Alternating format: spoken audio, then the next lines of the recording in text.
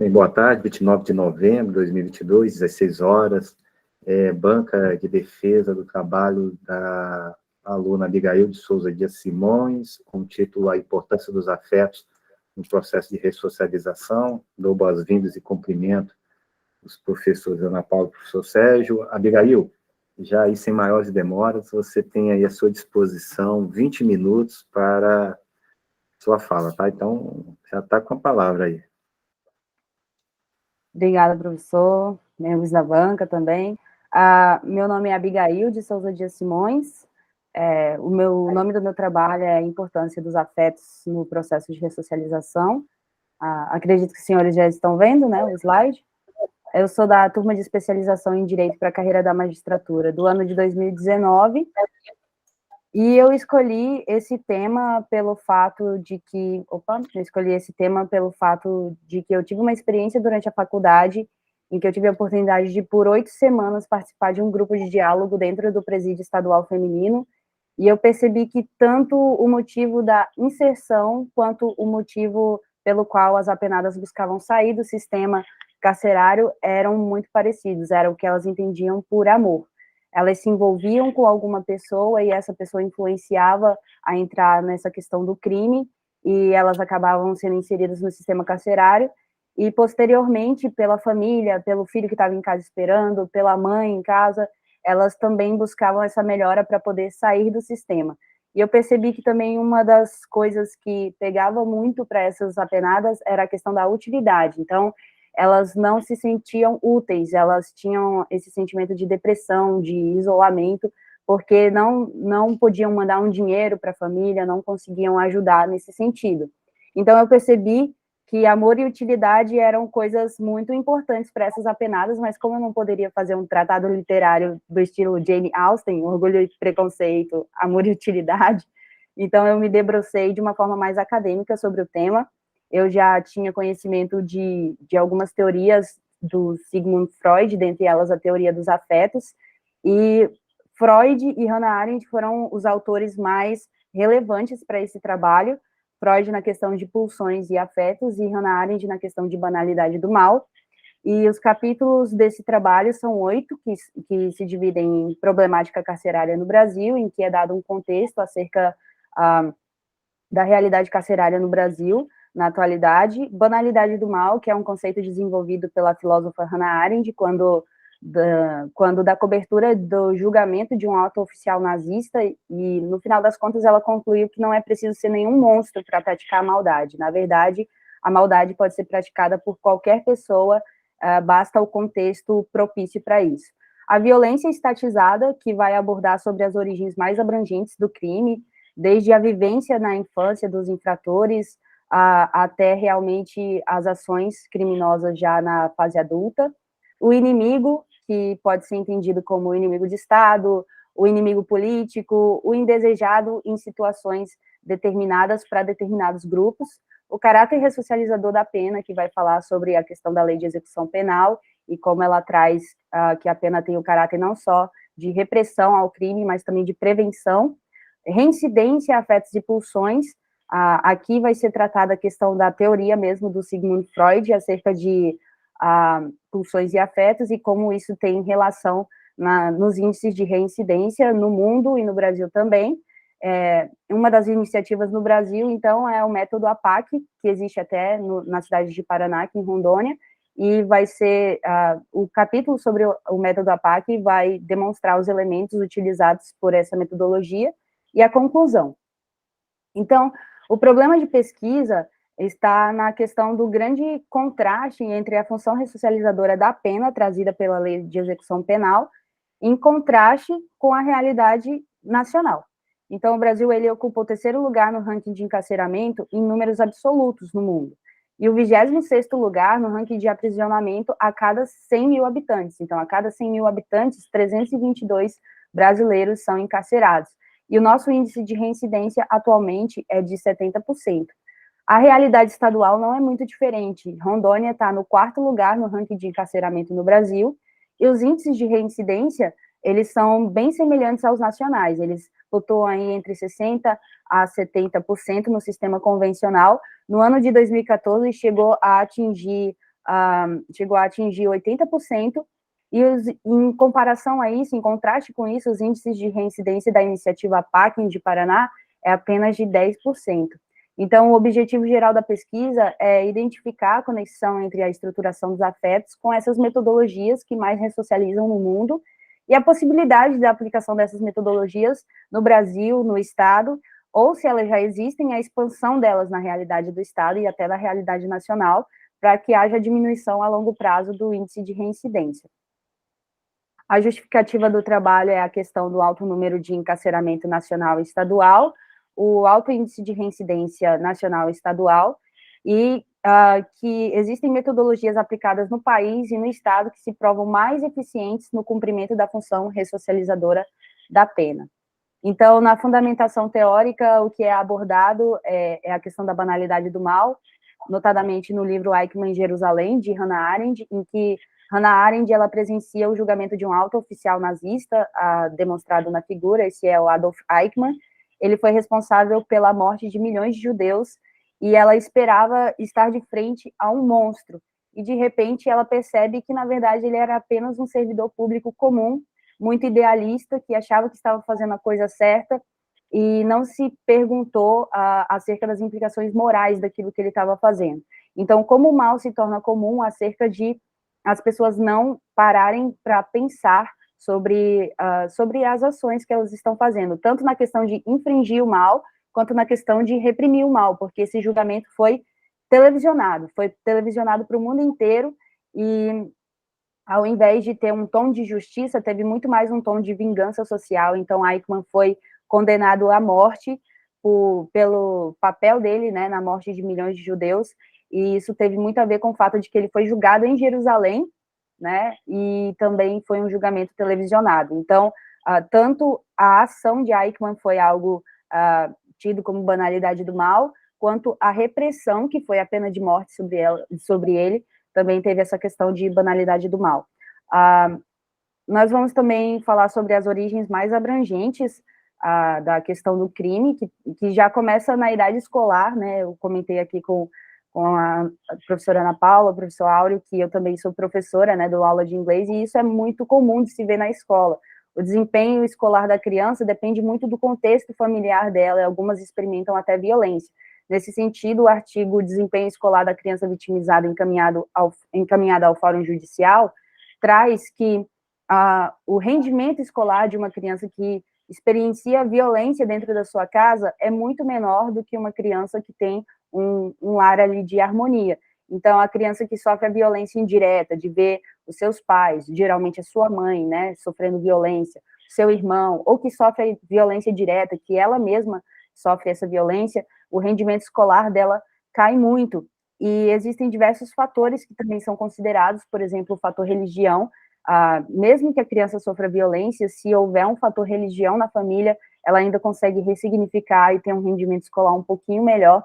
Então, são vários aspectos da vida da criança experimentando violência desde a tenridade, que vai influenciar na vida adulta. Então, o artigo Entenda a Influência da Infância na Vida Adulta, do Instituto Hoffman Brasil, que é um instituto de saúde mental, vai falar acerca de crianças com rendimento escolar baixo, que depois não se consolidam no mercado de trabalho, né, não conseguem boas oportunidades de emprego, crianças que sofrem violência na escola tendem ao isolamento social, tendem à evasão escolar, tendem à violência também, e nesse sentido de violência, Thelma Abrão, que é a líder da iniciativa Positive Parenting Education, que é a educação parental, a educação paterna positiva, ela vai dizer que o castigo cruel, a crueldade no castigo em relação aos atos que a criança faz de forma errada, na verdade, não gera uma mudança de comportamento no sentido positivo. Na verdade, na maioria das vezes, gera uma rebelião. Então, a criança ela se torna violenta contra aquele castigo cruel que é posto sobre ela. E isso também acontece na fase adulta, é o que a gente vê na realidade carcerária. Muito se ouve falar que as prisões são verdadeiras escolas do crime, porque há uma crueldade na punição, há uma precariedade na estrutura dos complexos prisionais, né?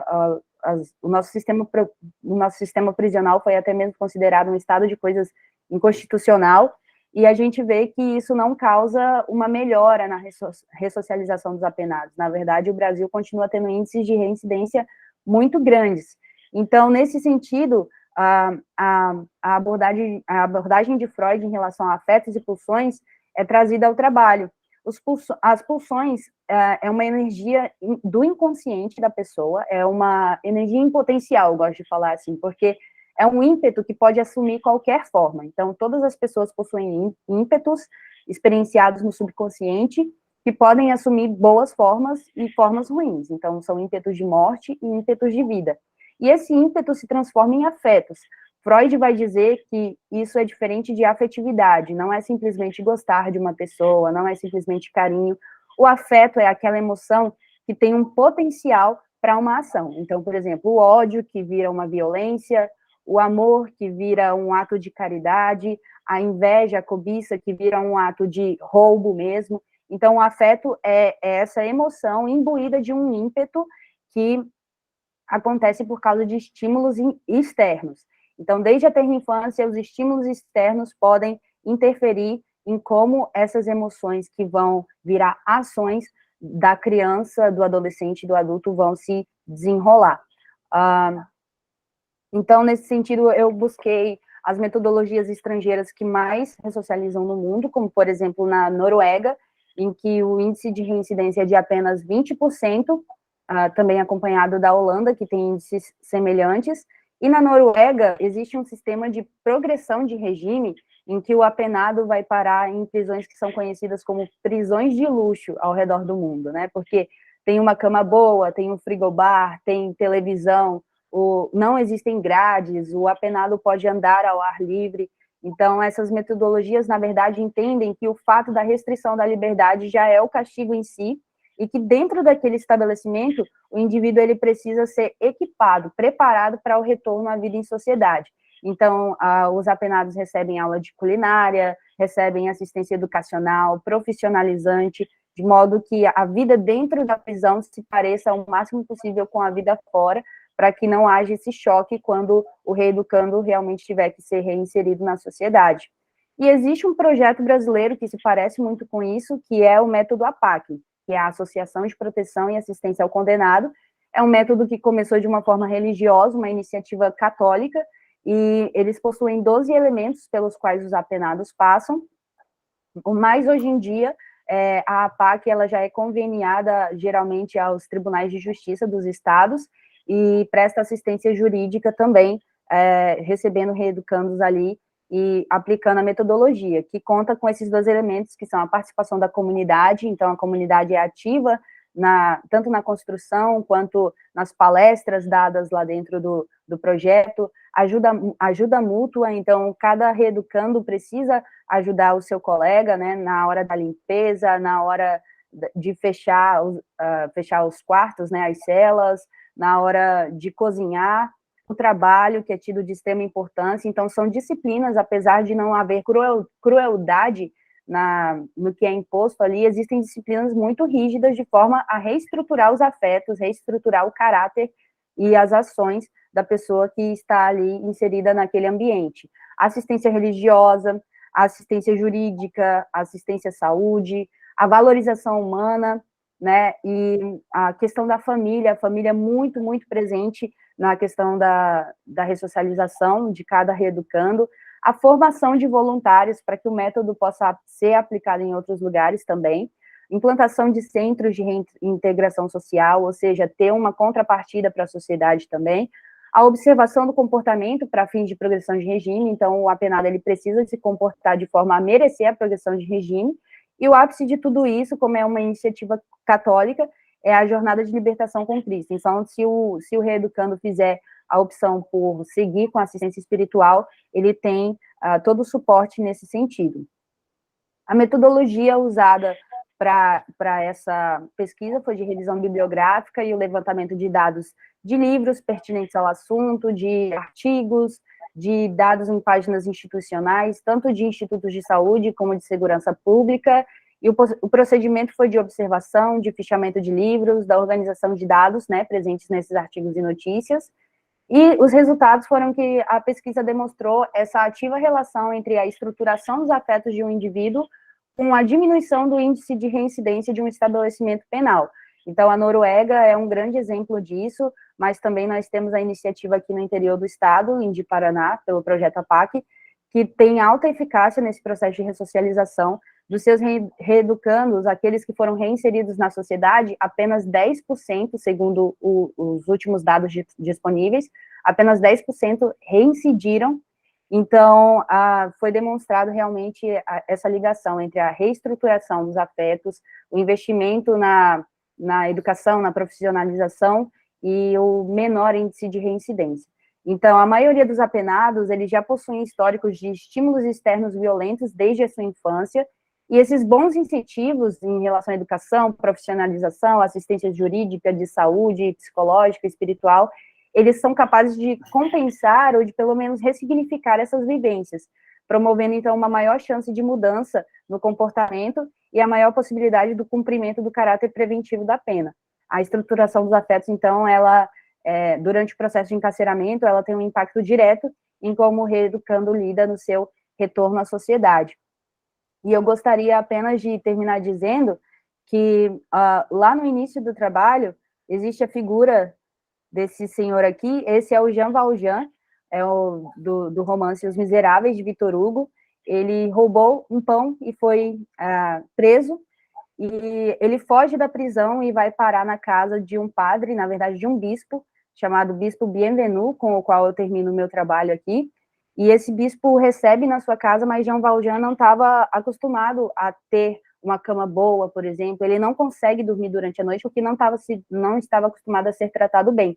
E ele foge da casa do bispo, mas não sem antes roubar toda a prataria do bispo. Só que ele é pego pela polícia e levado de volta ao bispo, e o bispo fala assim: por que você não levou também os castiçais? Os castiçais eram o que eu tinha de mais precioso. Você pode levar, e ele fala assim, ó, considere isso uma segunda chance do divino, né, que o divino te deu para que você mude de rumo na vida. Então, essa é uma ilustração que ocorre na literatura acerca do que esse trabalho propõe, que a reestruturação dos afetos, a realmente tratar o ser humano com humanidade e enxergar mais do que um criminoso, um ser humano que pode ser realmente remoldado e reinserido em sociedade, é fundamental para que os índices de reincidência, não só no estado de Rondônia, mas também no Brasil, possam ser diminuídos a longo prazo. Então, eu agradeço a oportunidade de defender esse trabalho, agradeço a banca, e foi uma experiência muito enriquecedora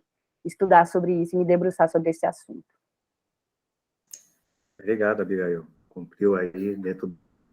Eu passo, então, a palavra ao professor, ao doutor Sérgio William, para suas observações, indagações, eventuais indagações, Abigail. Só com a palavra, professor. Uma boa tarde. Em primeiro lugar, agradecer muito, né, o convite do professor Áureo para integrar essa banca de um assunto que sempre me chama a atenção, né? Falar sobre o sistema penitenciário, sobre a questão de reinserção, recuperação social, reeducação, o termo que for utilizado, né? É algo que me interessa muito, porque, na verdade, os presídios, né, eles mostram um pouco da desgraça humana também. E você vê ambientes que possibilitam uma mudança desse entendimento, eu acho que é de muita relevância. E o seu trabalho, Abigail, faz tudo isso. Então, em primeiro lugar, eu queria te parabenizar, né? A Abigail foi aluna da UNIR, uma aluna muito destacada, demonstra aqui uma habilidade muito grande de escrita e de fala também, já é uma professora pronta, né? Então, tem o domínio da exposição, fez um trabalho muito bom, a própria estruturação do trabalho também achei muito interessante, então, discutir, por exemplo, vincular a banalidade do mal, né, com violência estatizada, a identificação de quem é o verdadeiro inimigo, como é que eu posso mudar essa realidade, né? Os mecanismos punitivos que nós tradicionalmente utilizamos, os equívocos que isso pode perpetuar também. E finaliza com o método APAC, que é um método realmente muito interessante, né? Eu fui conhecer projeto APAC lá em Minas Gerais, então realmente é um trabalho bastante interessante, embora aqui eu faço também uma colocação importante, né? Você fez um trabalho exploratório e bibliográfico e citou a APAC. Na verdade, nós temos aqui em Rondônia um modelo chamado ACUDA, né, que para mim é tão bom ou melhor que o método APAC. Mas, lógico, isso aí fica sujeito, né, a estudos, inclusive, acadêmicos para discutir esse assunto. Mas só para referenciar, a APAC já foi objeto de tese de doutorado, dissertação de mestrado, vários, né, trabalhos acadêmicos, e ela, por ser de Rondônia, infelizmente, ela não consegue a divulgação que tem, né, outros métodos, como o CR de São Paulo, que eu fui conhecer também, os Centros de Ressocialização, que são fantásticos também, né? Esses modelos alternativos de tratamento penal, que chamam de cadeia fofa, né, no linguajar vulgar do sistema penitenciário, eles acabam sendo mal vistos, né? E é preciso realmente que trabalhos acadêmicos ressaltem essas qualidades para que eles tenham uma melhor compreensão e uma utilização com mais eficiência. E lembrar também, né, aqui é só mesmo pontos disso que eu vou observar, que você colocou, que eu posso ter o melhor sistema prisional do mundo, o mais perfeito do mundo, que contribua para a recuperação social da pessoa presa. No entanto, se não tiver um preparo da sociedade para receber esse ex-condenado, nenhum método vai funcionar. Esse primeiro ponto, né, que temas como você colocou, reincidência, quando eu ouço um trabalho que traz o tema reincidência, ele me preocupa muito. Me preocupa muito, primeiro, pela elasticidade do termo. Então, o seu trabalho está excelente, mas eu acho que ele pode ser, inclusive, né, estendido para uma dissertação, para um trabalho de mestrado, para um trabalho de doutorado, né? E se você caminhar para um trabalho de doutorado com essa temática, que eu acho muito interessante, acho que o primeiro ponto que você vai ter que tomar cuidado é com o emprego da terminologia reincidência. Qual o alcance do seu termo? É uma reincidência natural? É uma reincidência jurídica? Né? É uma reincidência prisional? Que todas têm conceitos e tratamentos distintos. Né? Eu tenho preso com 108... Tenho não, né? Não sou mais execução penal, embora a execução penal não saia da gente, né? Mas eu tinha um preso com 108 anos de condenação e era um primário. 108 anos de condenação, mais de 30 condenações, tecnicamente primário, não era reincidente. Tem presos com 2 condenações que são reincidentes. Se você pegar uma pesquisa de 2016 no sistema brasileiro, nós tínhamos uma faixa de 600 mil presos na época, mas mais de 1.400.000 presos passaram pelo sistema prisional naquele ano de 2016. Quer dizer, mais de 600 mil presos entraram e saíram no ano de 2016. O entrar e sair torna essa pessoa uma reincidente? Ela teve contato com o cárcere, ela passou pelo cárcere, mas não foi condenada, né? Foi às vezes absolvida, mas não deixou de ter uma passagem pelo cárcere. Quando presa de novo, ela é reincidente? Então, esse termo é um termo muito perigoso. E mesmo quando eu coloco o termo de reincidência jurídica, ele também é perigoso, porque eu tenho que esclarecer muito bem qual a metodologia que eu vou usar para dar o tratamento estatístico adequado, né? Eu posso ter, por exemplo, o acompanhamento dessa pessoa. Tem muitos casos que eu já vi que falam o seguinte: o cara passou pela PAC, não reincidiu, não voltou mais. Às vezes voltou mais para a PAC, mas ele voltou para outra unidade prisional, para um outro sistema, para uma outra cidade, né? Ou seja, embora ele não esteja numa estatística da PAC, ele pode ser um preso que voltou a reincidir. Há quanto tempo esse cara, né, não voltou a reincidir, não voltou a cometer crimes? Então, analisar o perfil do preso, que é um outro dado importante também, porque senão a gente cria falácias. É óbvio que num sistema como a ACUDA, a PAC, CR, a residência tem que ser mais baixa, porque eu estou lidando com presos de perfil de mais baixa periculosidade. Eu não estou lidando com a fina flor da criminalidade. A fina flor está no Presídio Federal. Nesse, eu vou ter uma reincidência gritante e gigantesca, naturalmente. Mas eu estou chamando só atenção nisso aqui para você ver assim, o alcance desse termo quando eu faço um projeto de pesquisa. E se eu quisesse reprisar o seu trabalho, eu teria que ter exata dimensão do que você usou para tratar esse termo reincidência.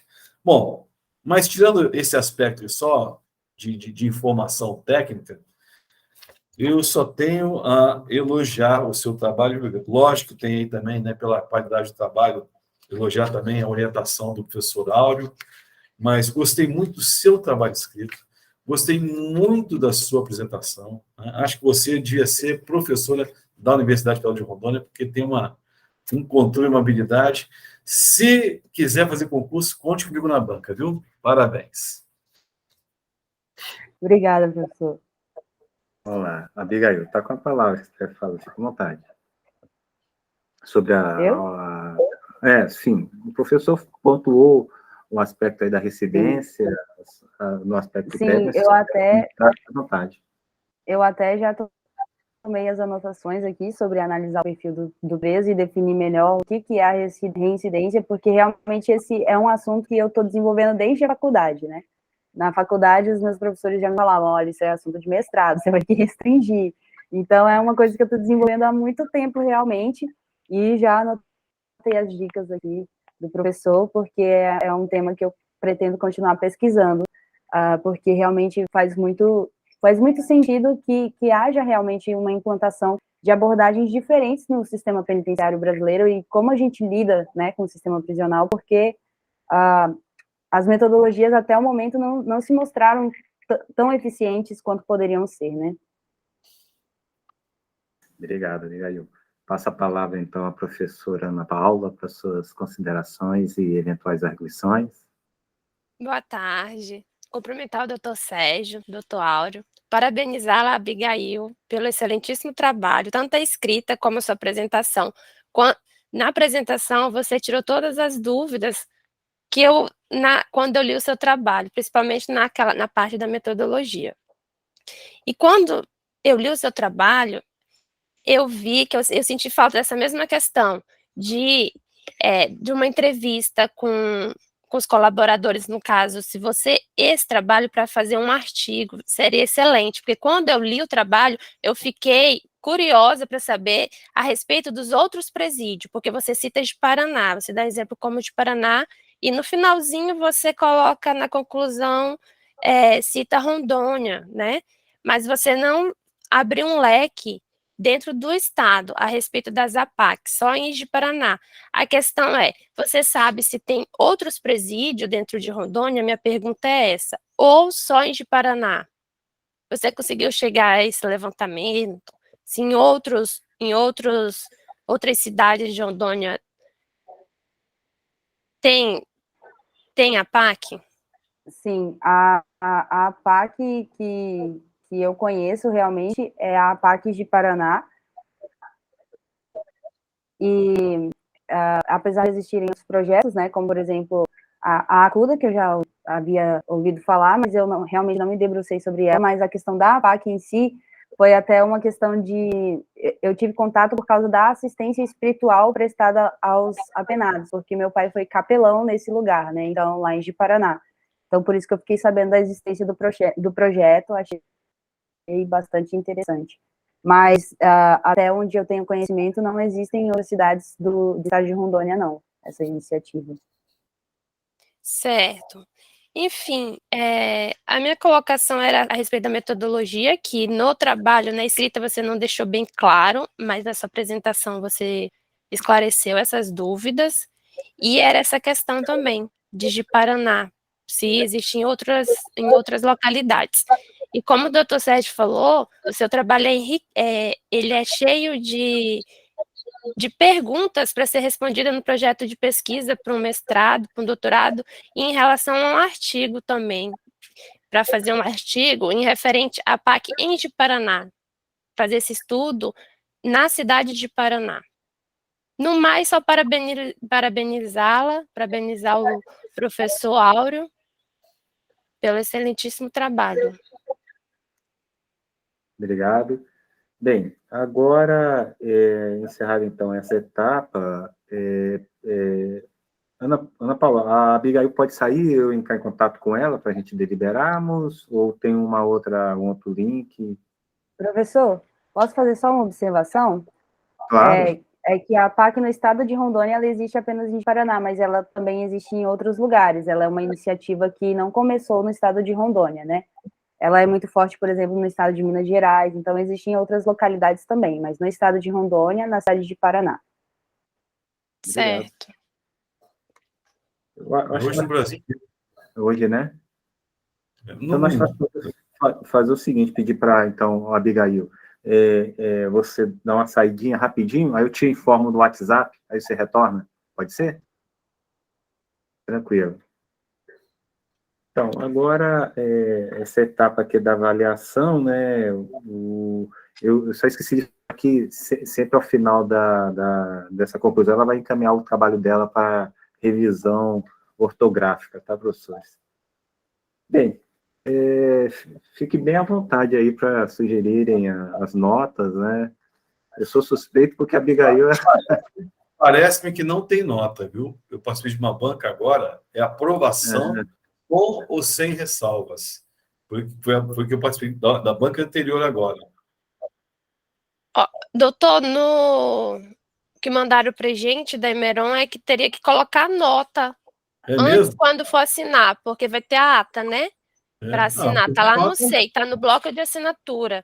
Aí lá eles frisaram para colocar nota.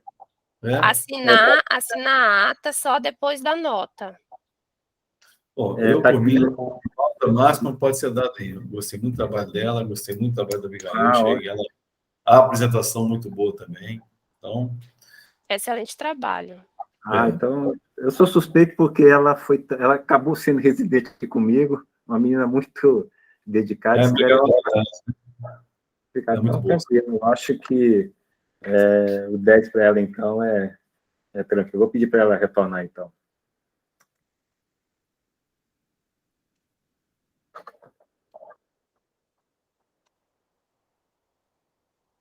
Aqui, a deliberação das notas. Tem nota mesmo? Fala. Fala uma nota. Aqui, teríamos que ter ido para uma... Ok. Abigail, então, chegamos aqui à deliberação, a aprovação foi unânime, com nota máxima, nota 10, né? E aqui, parabéns, eu fico muito lisonjeado, sou suspeito, seja porque na época da escola da magistratura, seja porque você trabalhou aqui comigo como residente e ter me escolhido como orientação, fiquei muito honrado. Parabéns, continue aí nessa tocada, como sugeriu aí o professor Sérgio William, e da mesma maneira agradeço aí o professor Sérgio pela disponibilidade, a professora Paula, foi muito enriquecedor, e aprendi um pouquinho mais hoje sobre essa questão aí da ressocialização, essa questão da reincidência, que eu não tinha uma noção técnico-jurídica, até fática, e obrigado. Aí, passa a palavra para a Abigail, se deseja falar algo mais. Eu que agradeço, eu agradeço mesmo. 2 professores excelentes que marcaram mesmo minha caminhada, né? O professor Sérgio William, tanto durante a faculdade como durante a pós-graduação, o professor Áureo também. Um excelente chefe, né? Durante a residência, me ensinou muita coisa, assim. Então, realmente, são 2 pessoas de extrema importância na minha caminhada e que me inspiram como professora também. Eu lembro que o professor Sérgio William falou que ele já foi professor de educação física, né, professor?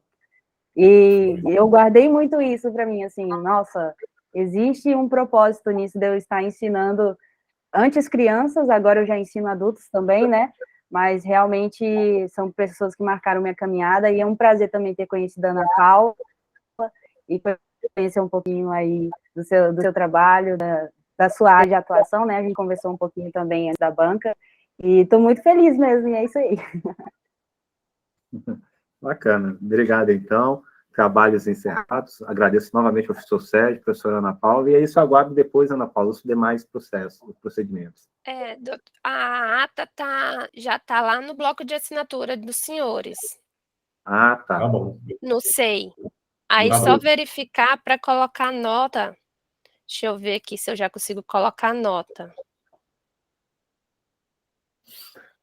Comemore muito, viu? Merece, viu? Uma comemoração especial hoje. Parabéns. Obrigada, professor. Obrigada. Eu queria só Já, essa perguntar questão, acerca da questão que a Eu versão definitiva deve ser né? mandada de 10 a 30 dias, né? De orientação, pelo que eu recebi. Ó, deixa eu ver aqui. É 10 dias. Aprovada, tendo 10 dias para apresentar a versão final. Aí, como não teve sugestões para Ok. alteração de trabalho, Abigail, vai ser 10 dias mesmo, tá? Porque 60 dias seria se tivesse alguma alteração no seu trabalho, se você tivesse que fazer alguma alteração no trabalho. Como não teve, você só vai precisar fazer a revisão ortográfica e entregar. Ah, tá. Ok. É porque eu vou sair agora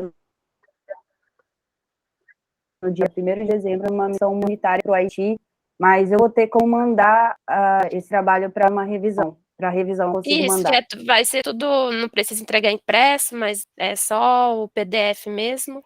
Sim. Beleza, então. Obrigada.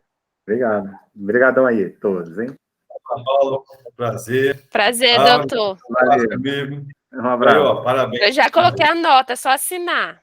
Tá Fique com bom. Deus. Fique com Deus. Tchau, Tchau, tchau. tchau. Parabéns, Abigail. Obrigada. Tchau, tchau. Tchau, tchau.